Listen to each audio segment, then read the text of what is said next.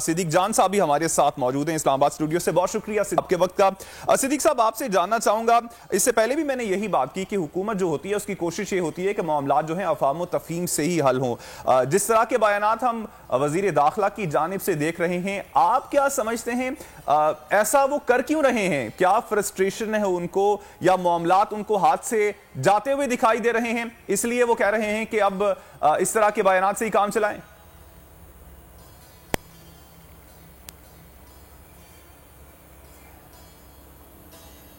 बिल्कुल, हालात इनके हाथ से निकल चुके हैं और अब किसी और के हाथों और कंधों पर इनका भरोसा है कि शायद वो हाथ वो कंधे इनको बचा लेंगे, इनको आसरा देंगे, इनको सहारा देंगे और इनकी डूबती हुई कश्ती को बचा लेंगे। लेकिन मुझे ऐसा नज़र नहीं आता।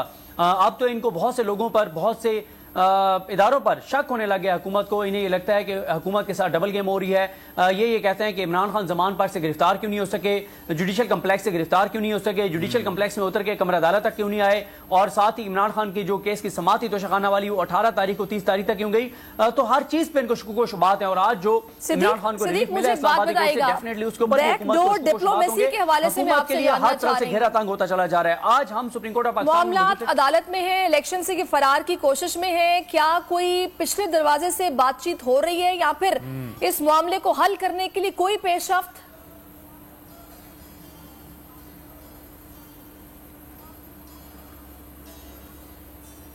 देखें, हुकूमत कोई बात नहीं करना चाहती सिवाय इस चीज के कि इलेक्शन मत करवाएं।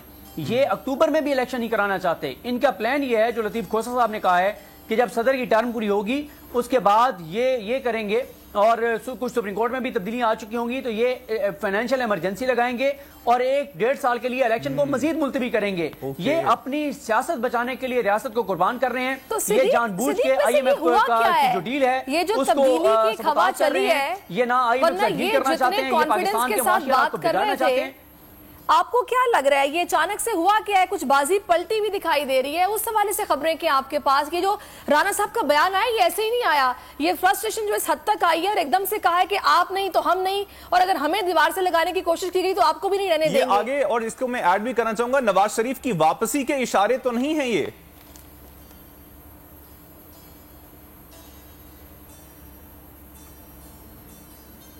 देखें, अभी तक तो मियां साहब की वापसी नजर नहीं आ रही, क्योंकि उनको आके एक बार तो जेल जाना पड़ेगा और इसलिए वो जेल एक दिन भी नहीं जाना चाहते।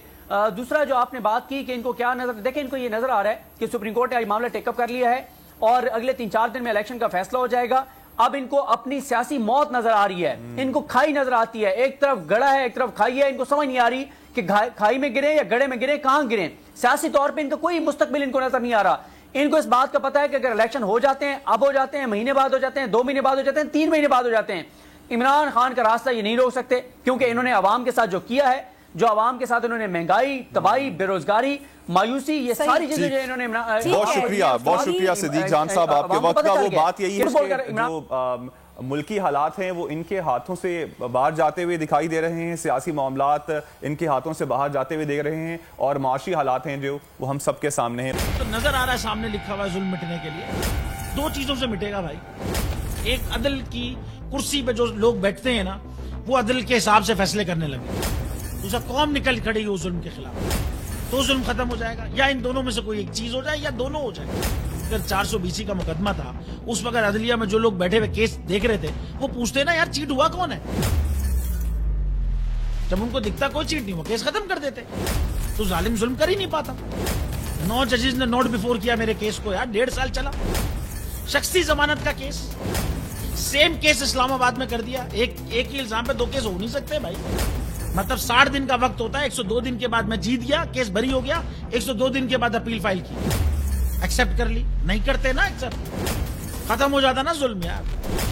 भरी अदालत में मुझे बरी कर दिया, फिर पता नहीं क्या हुआ 2.5 घंटे बाद का नोट बिफोर। मैं नहीं सुनता ये केस, खड़े रहते अपने फैसले, मिट जाता जुल्म। अल्लाह ताला ने बिठाया इन कुर्सियों पे इनको यार, ये अल्लाह ताला की तरफ से फैसले करते हैं। तो या तो ये फैसले आएंगे, जुल्म मिट जाएगा, या कौम खड़ी हो जाएगी जुल्म के खिलाफ।